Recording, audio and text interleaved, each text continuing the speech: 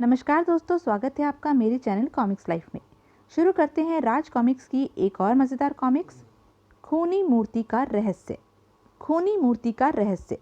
कथानक शशि भूषण शलभ, संपादक मनीष चंद्र गुप्त, चित्रांकन जयप्रकाश जगताप। चंद्रनगर से 4 कोस दूर पहाड़ियों के बीच यह प्राचीन महल बना हुआ है। अब यह महल खंडर बन चुका है। इसके आसपास पेड़ पौधों का जंगल सा बन गया है, लेकिन इस जर्जर महल का यह विशाल कक्ष आज भी जवान है। इस कक्ष की प्रत्येक वस्तु नई दिखाई देती है, जैसे कारीगर ने अभी अभी बनाई हो। और यह मूर्ति, इसमें तो कलाकार ने जैसे अपने संपूर्ण जीवन का निचोड़ भर दिया है, जैसे किसी जीवित राजकुमारी को ही खड़ा कर दिया गया है। लोग कहते हैं कि इस महल में एक बूढ़ा चौकीदार भी रहता है, लेकिन किसी ने उसे महल के बाहर निकलते हुए नहीं देखा। कुछ दिन पहले की बात है। एक दिन एक नव दंपत्ति कार में उधर से गुजरे। पता नहीं इससे कैसे पीछा छूटेगा। अगर यह किसी तरह रास्ते से हट जाए तो। अचानक उनकी कार महल के पास पहुंचते ही रुक गई। पानी के बहाने इस खंडर में जाऊंगा। कुछ देर बाद मुझे ढूंढने के लिए नीलिमा खंडर में आएगी और फिर मैं। ओह नीलिमा, पता नहीं अचानक इस कार को क्या हो गया। युवक ने कार से उतरकर बोनट खोलकर देखा। ओह, पानी खत्म हो गया। नीलिमा, इंजन गर्म हो गया है और पानी भी नहीं है। इस खंडर में देखता हूँ, शायद पानी मिल जाए।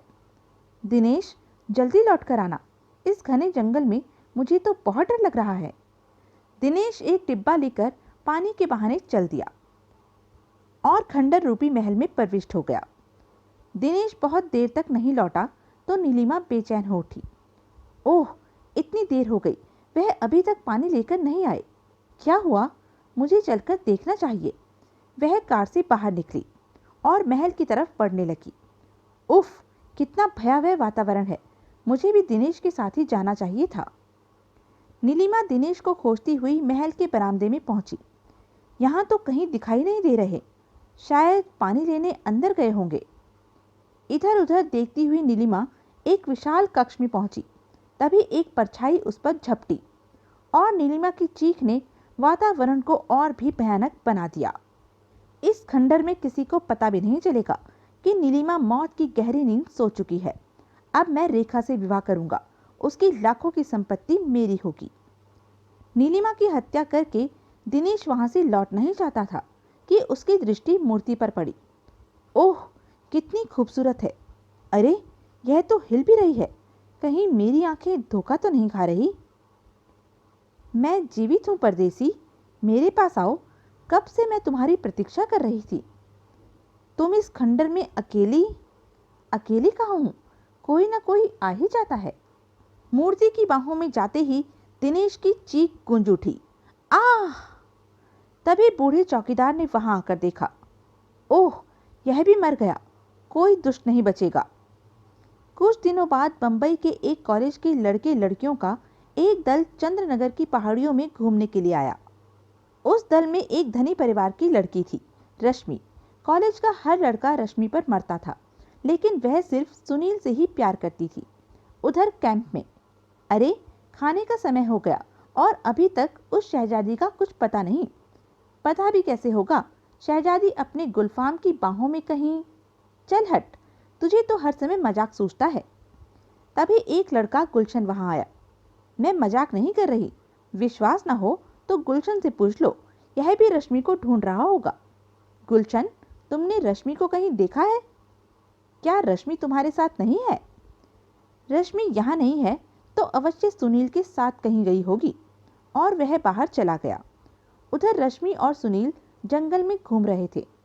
अरे, देखो तो सुनील, इस जंगल में कितना बड़ा महल। कभी तुम्हारी तरह खूबसूरत रहा होगा, लेकिन अब तो खंडर बन चुका है। रश्मि, इस महल को अवश्य किसी प्रेमी राजा ने बनवाया होगा। प्रेमी राजा ने? क्यों? नगर से इतनी दूर पहाड़ों और जंगलों के बीच कोई प्रेमी ही अपनी प्रेमिका के लिए ऐसा खूबसूरत महल बनवा सकता है।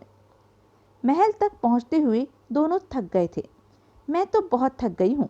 कितनी ऊंचाई पर बना है यह महल। कुछ देर यहाँ घास पर बैठकर आराम कर लेते हैं, फिर अंदर का भाग देखेंगे। अभी उन्हें बैठे कुछ देर ही हुई थी कि कि तभी गुलशन वहां आ गया। ओह, तो लैला और मजनू दोनों यहाँ बैठे हैं। गुलशन, तुम यहाँ क्यों आए हो? चले जाओ यहाँ से। और अगर नहीं जाऊं तो तुम मेरा क्या कर लोगे? सुनील, तुम इसके मुंह मत लगो। तुम हट जाओ रश्मि, आज मैं इसे ठीक कर दूंगा। रश्मि, तुम्हारी शादी मुझसे होगी, सिर्फ मुझसे, और तुम मेरी आंखों के सामने इस 2 कौड़ी के। अभी गुलशन और कुछ कहता कि सुनील झपट पड़ा। उसने गुलशन के मुंह पर कस कर मुक्का मारा। गुलशन दूर जाकर गिरा। तुमने शुरुआत की है सुनील, अब इसका अंत मैं करूंगा। आज मैं भी तुझे देख लूंगा। और फिर उस वीरान महल में एक खूनी जंग शुरू हो गई। गुलशन के ताबड़तोड़ प्रहारों से सुनील बेहोश हो गया। रश्मि ने सुनील के पास जाकर उसे देखा। नहीं नहीं सुनील, उठो। अब सुनील को भूल जाओ रश्मि डियर, आज की शाम मेरी बाहों में।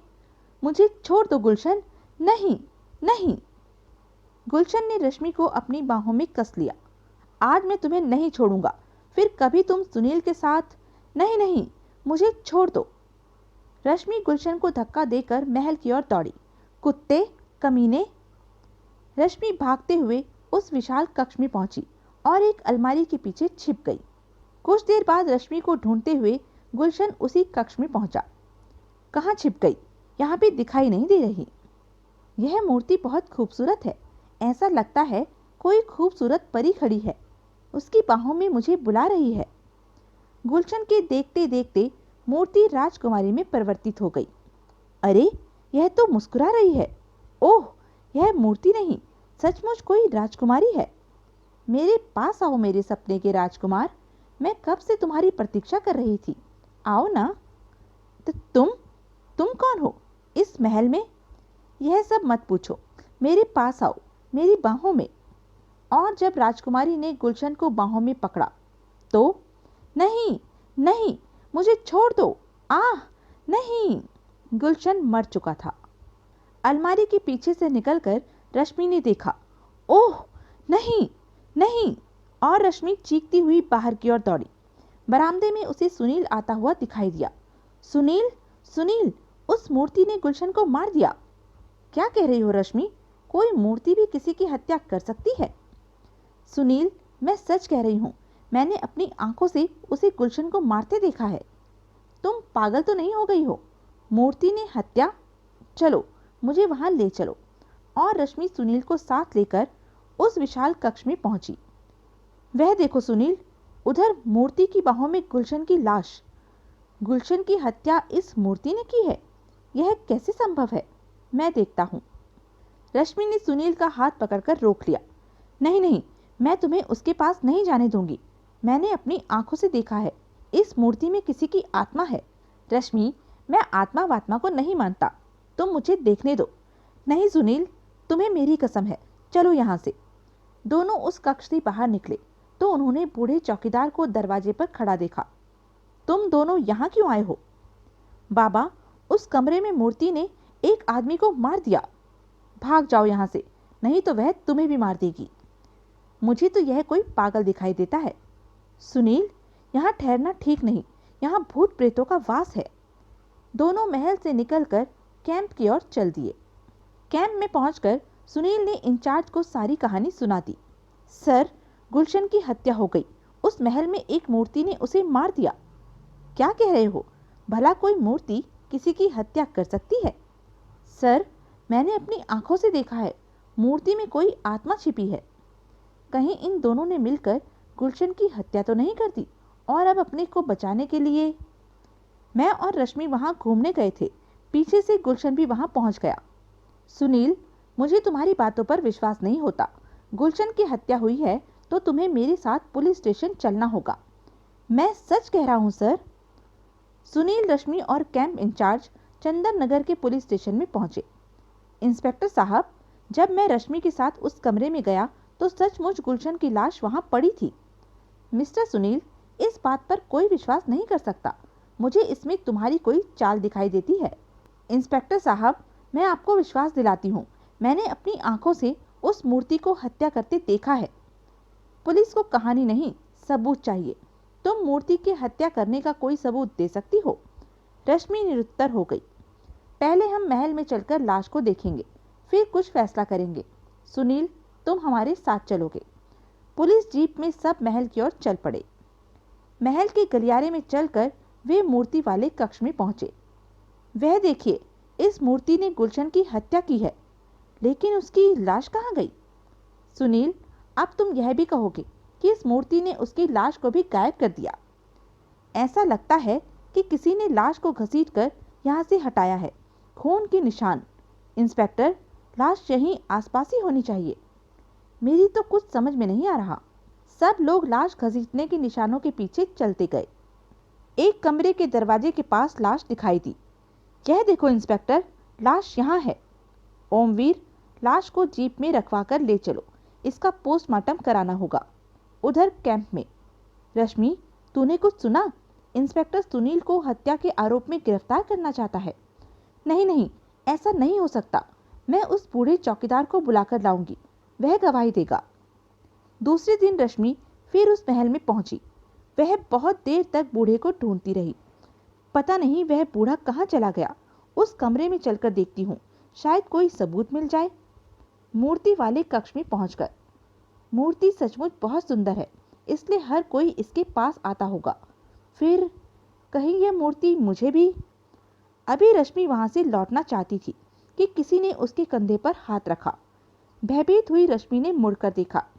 नहीं, तुम्हें गुलशन की मौत का सबूत चाहिए। कोई सबूत नहीं मिलेगा, भाग जाओ यहाँ से। तो यह थी अब तक की कहानी। आगे की कहानी जानने के लिए बने रहें मेरे साथ। और हाँ, मेरे चैनल को लाइक, शेयर और सब्सक्राइब करना ना भूलें। धन्यवाद।